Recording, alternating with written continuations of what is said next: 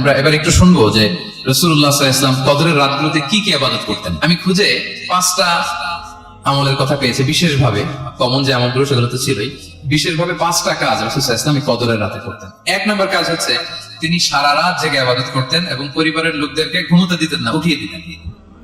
বছরের অন্য কোন সময়ে সারা রাত জেগে ইবাদত করার কোন নজির রাসূল সাল্লাল্লাহু আলাইহি ওয়াসাল্লামের জীবনে ছিল না। সব রাতে ঘুমাতেন। আমি জোহর বারুতে একটা কনভেনশনে the daily routine of prophet সাল্লাল্লাহু আলাইহি ওয়াসাল্লাম একটা আলোচনা করেছিলাম, যেখানে রাসূল সাল্লাল্লাহু আলাইহি ওয়াসাল্লামের দৈনন্দিন জীবনের রুটিন আলোচনা করেছিলাম। সেখানে আমরা বলেছি যে রাসূল সাল্লাল্লাহু আলাইহি ওয়াসাল্লামের দৈনন্দিন অভ্যাস ছিল তিনি এশার পরেই তাড়াতাড়ি ঘুমিয়ে পড়তেন আর মিড নাইটে উঠতেন। রাসূল সাল্লাল্লাহু আলাইহি ওয়াসাল্লামের কর্মদিবস শুরু হতো মিড নাইটে। আমাদের তো সকালে কারো আর অনেক পরে শুরু হয়, রাসূল সাল্লাল্লাহু আলাইহি ওয়াসাল্লামের কর্মদিবস শুরু হতো বেসিক্যালি মিড নাইটে।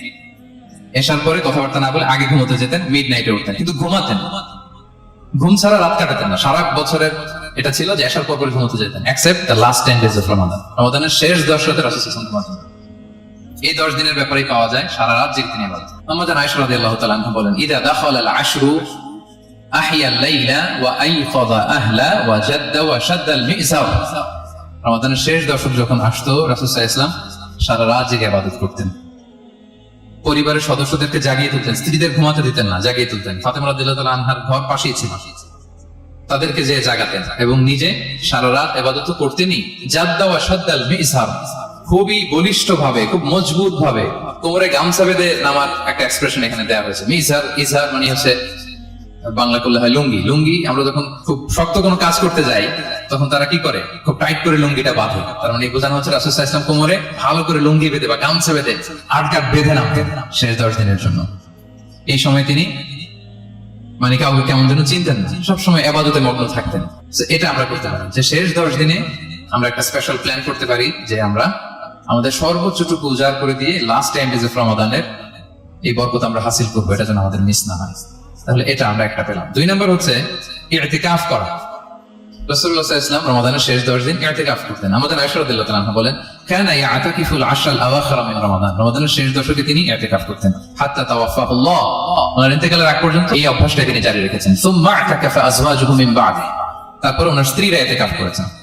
আরেক বর্ণনায় এসেছে ইয়াতাকিফু কুল্লা রমাদান 10 আইয়াম, প্রতি রমাদানে তিনি 10 দিন ইতিকাফ করেছেন। কিন্তু যেই বছর তিনি ইন্তেকাল করবেন সে বছর তিনি 20 দিন ইতিকাফ করেছেন। প্রতি রমাদানে 10 দিন, আর যে বছর ইন্তেকাল করবেন সে বছর কয় দিন? 20 দিন তিনি ইতিকাফ করেছেন মসজিদে নববীতে। তাহলে আমরা এই রমাদানের শেষ দশকে এটা করতে পারি। 2 নম্বর পয়েন্ট হচ্ছে ইতিকাফ করা। যারা আমরা করিনি তারা আমরা ইতিকাফ করতে পারি। আমাদের আইআইএম এর মসজিদ এটা ইতিকাফের জন্য একটা উর্বর জায়গা। আমরা যখন এই ক্যাম্পাসে ছিলাম তখন দেখেছি যে এখানকার ইতিকাফের পরিবেশ যে এত সুন্দর এটা কল্পনাই করা যায়, অসাধারণ পরিবেশ। আমরা যেন ইতিকাফ করার চেষ্টা করি। ইতিকাফ করতে না পারলে শেষ দশকের রাতগুলো যেন মসজিদে কাটানোর চেষ্টা করি, তা না পারলেও বাসায় যেন এই রাতগুলো আমরা মিস না করি। বিশেষ করে সেন্ট্রাল মসজিদে তো অসাধারণ পরিবেশ, এটা হাইলি রেকমেন্ডেড। ইফ পসিবল আপনারা আসবেন, এখানে ইবাদতের চমৎকার পরিবেশ থাকে। 3 নম্বর হচ্ছে রাসূল সাল্লাল্লাহু আলাইহি ওয়াসাল্লাম এবং জিবরাইল আলাইহিস সালাম যৌথভাবে কোরআন রিভিশন করতেন। খুব ইন্টারেস্টিং।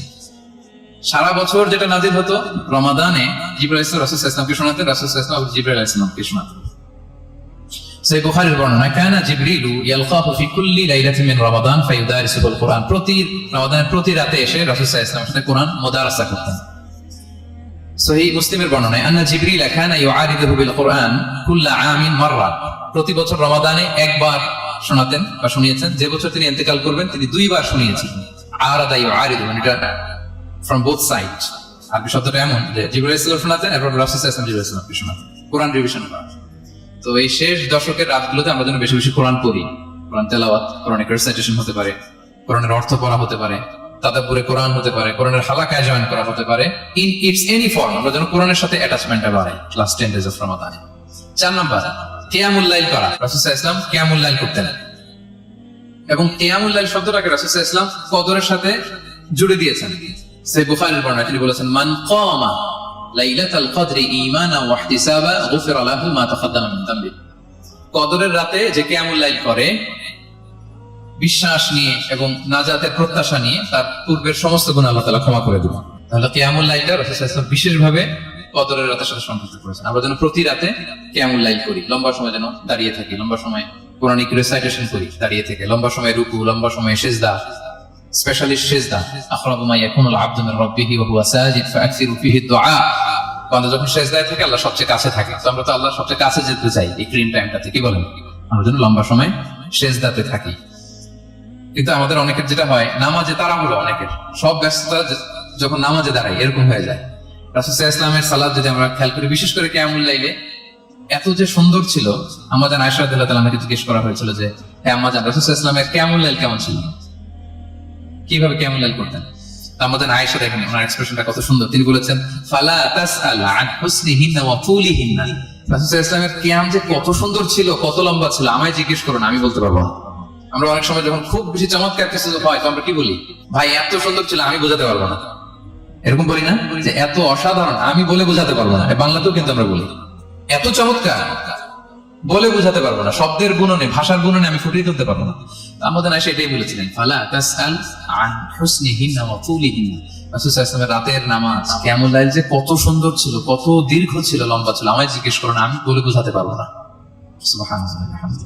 আমরা যেন লম্বা সময় কিয়ামুল লাইল করি। আমাদের আয়েশা রাদিয়াল্লাহু তাআলা আনহা আরো বলেন, কানা ইয়াকুমু মিনাল লাইলি হাত্তা তাতাফাত্তারা কদামা, এত দীর্ঘ সময় দাঁড়িয়ে থাকতেন, থাকতে থাকতে ওনার পা ফুলে যেত, পা দুটো ফুলে যেত। আপনিও দীর্ঘ সময় দাঁড়িয়ে দেখেন যে পায়ে ঝিম ধরে যাবে, পা ফুলে যাবে, এটা করতেন রাসূল সাল্লাল্লাহু আলাইহি ওয়াসাল্লাম। তো আমাদের আয়েশা বলেন, ইয়া রাসূলুল্লাহ লিমা তাসনাউ হাদা ওয়া ক্বাদ গুফিরা লাকা মা তাকাদ্দামা মিন যামবিকা ওয়া মা তাআখার, আপনি এত কষ্ট কেন সহ্য করেন নিজের দেহের উপরে?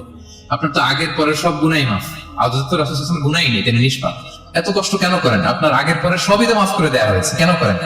রাসূল সাল্লাল্লাহু আলাইহি ওয়াসাল্লাম উত্তর করেছেন, আফালা উহিব্বু আন আকুনা আবদান শাকুরা, আয়েশা আমি কি শুকরগুজার বান্দা হতে পছন্দ করব না? আল্লাহ তাআলা আমাকে তার রহম এবং করমে সব মাফ করে দিয়েছেন, কিন্তু আমি কি শুকরগুজার হব না? আমি কি আমার রোলটা প্লে করব না? আমি কি নিজেকে সঁপে দেব না আল্লাহ তাআলার কাছে জায়নামাজে? তো এটা ছিল সংক্ষেপে রাসূল সাল্লাল্লাহু আলাইহি ওয়াসাল্লামের কিয়ামুল লাইলের ধরন। এভাবে তিনি দীর্ঘ সময় কিয়ামুল লাইল করতেন, আমরা যেন এটা করি। 5 নম্বরে রাসূল সাল্লাল্লাহু আলাইহি ওয়াসাল্লাম দোয়া করতেন, এই কদরের রাতগুলোতে খুব বেশি বেশি দোয়া করতেন। দোয়া নিয়ে আমরা একটা জুমার খুতবা দিয়েছিলাম, সেখানে আমরা বলেছিলাম যে দোয়া হতে হবে খুব আন্তরিক দোয়া, রোবোটিক দোয়া যেন না হয়। আপনার আবেগ, ভালোবাসা, মনের মাধুরী মিশিয়ে, চোখের পানি মিশিয়ে, অশ্রুসিক্ত করে এই দোয়াটা করতে হবে, তাহলে সেই দোয়া আল্লাহর কাছে কবুল হবে। আমরা যেন আমাদের ভাব, আবেগ সব ঢেলে দিতে পারি আমাদের দোয়াতে, আমাদের সিজদায়, আমাদের কিয়ামুল লাইলে, এবং যে কোনো ভাষায়। কোরআনিক দোয়াগুলো রেকমেন্ডেড, হাদিসের মাসুরগুলো রেকমেন্ডেড। তাছাড়া আপনার নিজের ভাষায় আপনার কি চাওয়া, আপনার কি আকাঙ্ক্ষা, আপনার মনের কষ্ট, যাতনা সবকিছু আপনি আল্লাহ তাআলার কাছে পেশ করুন। আমাদের আয়েশা জিজ্ঞেস করেছিলেন, ইয়া রাসূলুল্লাহ আমি যদি কদর পেয়ে যাই আমি কি বলবো এই রাতে? মা আদউ, কি দোয়া করব? রাসূল সাল্লাল্লাহু আলাইহি ওয়াসাল্লাম বললেন, তাকুলিন, আয়েশা তুমি বলবে আল্লাহুম্মা ইন্নাকা আফুউন তুহিব্বুল আফওয়া ফাআফু আন্নী। আয়েশা তুমি যদি কদরের রাত পেয়ে যাও এটা বলবে, হে আল্লাহ আপনি ক্ষমাশীল, আল্লাহ আপনি ক্ষমাকে পছন্দ করেন, আল্লাহ তাই আপনি আমায় ক্ষমা করুন। হে আল্লাহ আপনি ক্ষমাশীল, আপনি ক্ষমাকে পছন্দ করেন, আল্লাহ আপনি আমাকে ক্ষমা করেন। এই দোয়াটা আমরা যেন বেশি বেশি করি। আমার সাথে সাথে সবাই একটু পড়ুন মেহরবানি করে, আল্লাহুম্মা ইন্নাকা আফুউন তুহিব্বুল আফওয়া ফাআফু আন্নী। আল্লাহুম্মা ইন্নাকা আফুউন তুহিব্বুল আফওয়া ফাআফু আন্নী। হে আল্লাহ আপনি ক্ষমাশীল, আপনি ক্ষমা করাকে পছন্দ করেন, আল্লাহ আমাকে ক্ষমা করেন। আমরা আমাদের নিজেদের ভাষায় অনেক দোয়া করতে পারবো, কিন্তু রাসূল সাল্লাল্লাহু আলাইহি ওয়াসাল্লামের শেখানো দোয়াগুলো এটা হচ্ছে মানে very precise in wording but comprehensive in meaning. তার অর্থ, এটার আবেদন অনেক বেশি। আমি অনেক 10টা-20টা বাক্য বলে এত সুন্দর কথা মিলাতে পারবো না। রাসূল সাল্লাল্লাহু আলাইহি ওয়াসাল্লাম যেটা শিখিয়ে দিয়েছেন, আগে আল্লাহর প্রশংসা করলাম, আল্লাহ আপনি ক্ষমাশীল, আবার প্রশংসা, আল্লাহ আপনি তো ক্ষমা করাকে পছন্দ করেন। যেটা আপনি পছন্দ করেন না ওইটা তো চাচ্ছেন, যেটা আপনার পছন্দ, যেটা আপনি করতে ভালোবাসেন, গাফিরিয যামবি ওয়া কাবিলিত তাওব, আপনি ক্ষমা করাকে পছন্দ করেন, তওবা কবুলকে আপনি পছন্দ করেন, তো সেটাই তো চাচ্ছি আপনার কাছে, আপনি আমার তওবা কবুল করুন, আল্লাহ আপনি আমাকে ক্ষমা করুন। এই দোয়াটা প্রত্যেক রাতে যেন আমরা বেশি বেশি করি সম্মানিত সুধী। এবং এই যে রিমাইন্ডার গুলো শুনলাম, এটা রমাদানের পরেও যেন আমরা অব্যাহত রাখি।